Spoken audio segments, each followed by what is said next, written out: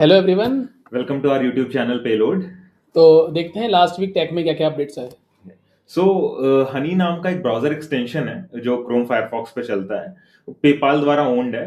वो एडवर्टाइज करता है हनी की अराउंड अली एक्सप्रेस, ईबे, इन सब साइट्स पे आप कूपन्स आप ढूंढ सकते हो, आपकी परचेज सस्ती करेगा। एम के बी एस डी, मिस्टर बीस जैसे बड़े यूट्यूबर्स ने इसका प्रमोशन किया है। लेकिन हुआ क्या कि 2024 के एंड में ये पाया गया कि हनी अगर जो क्रिएटर्स हैं उनकी अफिलिएट कमीशन चुरा रहा है। कि अगर आप किसी यूट्यूबर की लेट्स से एफिलिएट लिंक पे क्लिक करके कोई प्रोडक्ट बाय करते हो तो उस यूट्यूबर को कुछ कमीशन मिलता है।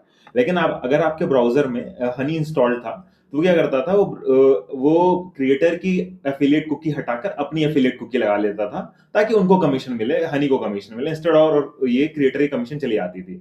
तो काफी इस पे बवाल हुआ, जिसके बाद से हनी ने अपना एक्सटेंशन अपडेट कर दिया, क्रोम एक्सटेंशन ने भी अपना पॉलिसी अपडेट करी। उसके बाद से उन्होंने बोला कि हम यह नहीं करेंगे। लेकिन अगर वो करना बंद कर देते तो आज की ये न्यूज होती ही नहीं। उन्होंने फिर क्या किया, उन्होंने एक ट्रिक करी, कोड उन्हें अपना चेंज करा ऐसे कि अगर उनको हनी एक्सटेंशन को लगता है कि अगर आप टेस्टर हो या फिर ऑडिटर हो तो वो क्या करेगा, जो उनको पकड़ने की कोशिश कर रहा है तो वो ऐसे बिहेव करेगा कि वो सारे रूल्स फॉलो कर रहा है।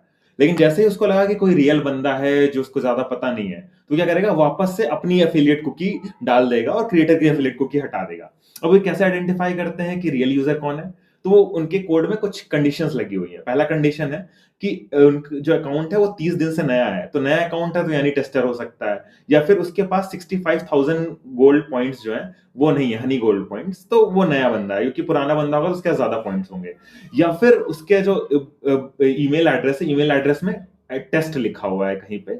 या फिर वो लोग क्या करते हैं, हनी लोग, इनफैक्ट सबसे द वर्स्ट थिंग इज कि वो लोग ब्राउजर कुकी देखते हैं आपकी, और ब्राउजर कुकी में अगर आपने कोई ऐसा एफिलिएट मार्केटिंग की साइट विजिट किया, डैशबोर्ड विजिट किया लाइक राकुटेन वगैरह, तो वो आपको नहीं दिखाते हैं, लाइक आपको एफिलिएट मार्केटिंग का कमीशन नहीं हटाते हैं। सो दैट्स हाउ इट मतलब इज ट्रैक लाइक। कर रहे हैं ओवरऑल यूजर को कि कैसे वो हाँ, कमीशन सो ले दैट रहे is a very dark pattern जो हैं। इसके चक्कर में अभी करंटली बवाल चल रहा है, काफी यूट्यूबर्स ने सू कर रखा है। तो हम्म, विल सी कि क्या होता है आगे हनी के लिए। ठीक है। अगली न्यूज़ है एक्विजिशन को लेके। तो मेटा ने अभी मानुस एआई को एक्वायर कर लिया है कुछ रफ अमाउंट 2 बिलियन में।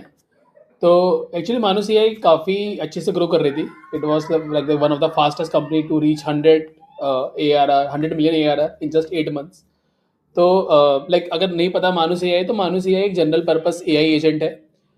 तो जैसे कि जब आप उसको कोई भी कॉम्प्लेक्स टास्क दे दो और वो अपने बैकग्राउंड में क्लाउड में ब्राउजर ओपन करके VS कोड ओपन करके वो कोड एग्जीक्यूट करके सारा काम खत्म करके लिए आपको दे देता था। कोई भी कॉम्प्लेक्स टास्क दे दो वो कर देगा।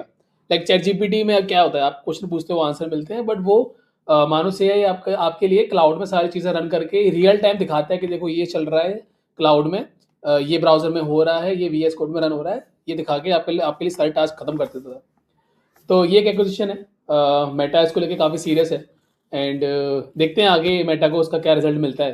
ओके, तो so another AI acquisition news, Nvidia ने हार्डवेयर चिप बनाने वाली कंपनी ग्रॉक, GROQ, ये ग्रॉक से डिफरेंट है, एलॉन मस्क की ग्रॉक से डिफरेंट है, उसको अराउंड 2000 करोड़ यूएस डॉलर्स में खरीदा है।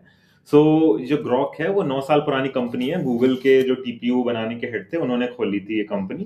तो ये क्या बनाते हैं, ये लोग चिप्स बनाते हैं जिसको ये लोग बोलते हैं एलपीयू आर्किटेक्चर पे based. LPU is language processing unit, ना तो ये आर्म बेस्ड है ना ही x86 बेस्ड है, ये होल न्यू इन्होंने स्क्रैच से आर्किटेक्चर बनाया है। और वो करता क्या है, वो mostly mostly linear algebra perform करने के लिए ऑप्टिमाइज्ड है। एज इन जब एलएलएम्स चलते हैं, इन्फरेंस करते हैं, तो होता क्या है कि वो सबसे ज्यादा मैट्रिक्स मल्टीप्लिकेशन करते हैं। तो इन्होंने जो ये चिप बनाई है ये सिर्फ मैट्रिक्स मल्टीप्लिकेशन और लीनियर अलजेब्रा के लिए ऑप्टिमाइज्ड है। जीपीयू, नॉर्मल जीपीयू क्या करते हैं, उनको ग्राफिक्स प्रोसेसिंग वगैरह भी करनी होती है, तो they are not that good. तो इसलिए कहते हैं कि 10 टाइम्स बेटर, फास्टर है हमारा चिप जो है जीपीयू से, नॉर्मल जीपीयू से।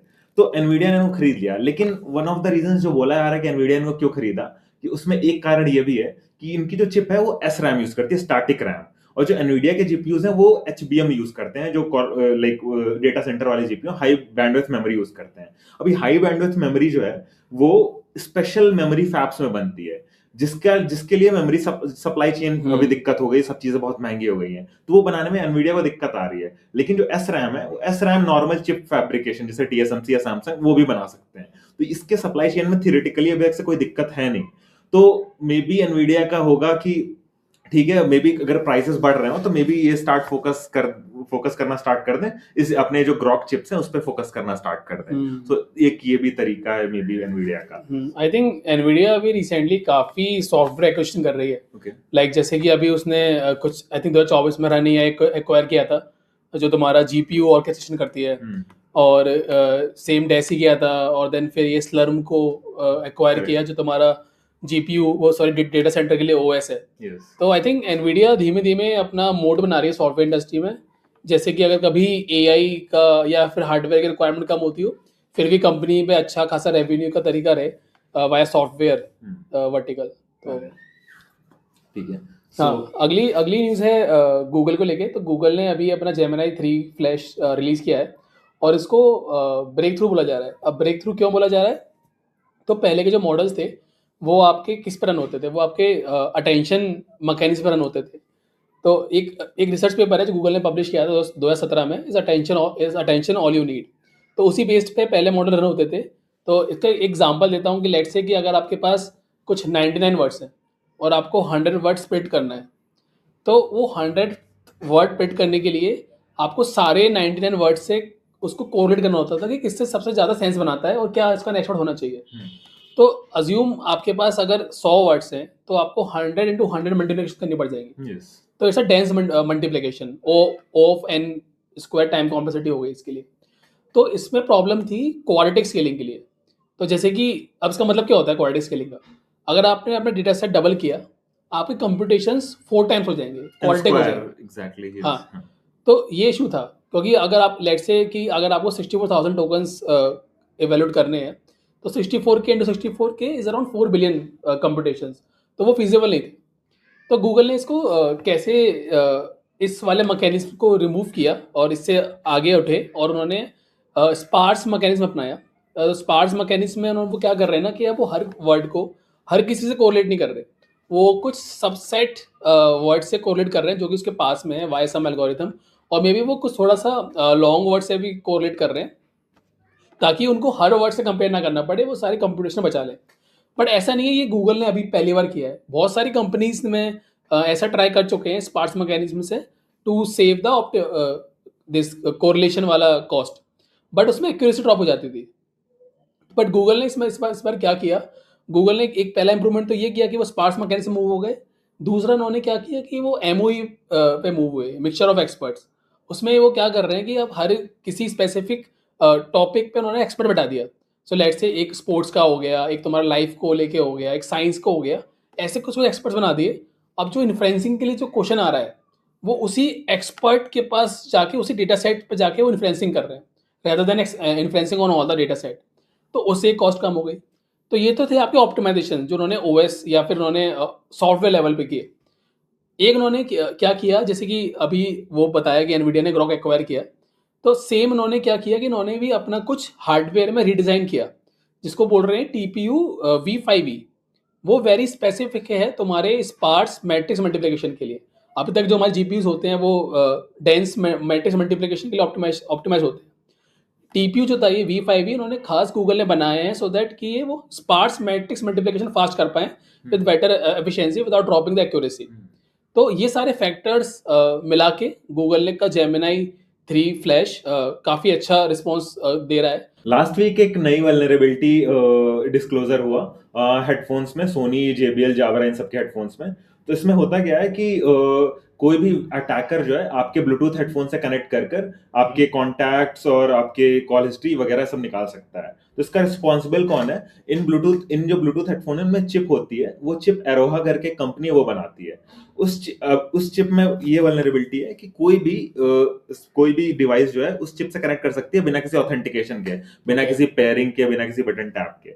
जब एक बार लेट्स से अटैकर ने विक्टिम के हेडफोन में कनेक्ट कर लिया, ठीक है, हेडफोन से कनेक्ट कर लिया, अब क्या है उस हेडफोन में एक फैक्ट्री डिबगिंग का एक प्रोटोकॉल था, रेस प्रोटोकॉल, वो भी एक्सपोज्ड है। अब उस रेस प्रोटोकॉल का यूज करके कुछ कमांड्स एग्जीक्यूट करके वो हेडफोन के फर्मवेयर को रीड कर सकता है, राइट कर सकता है, रैम वगैरह भी रीड राइट कर सकता है।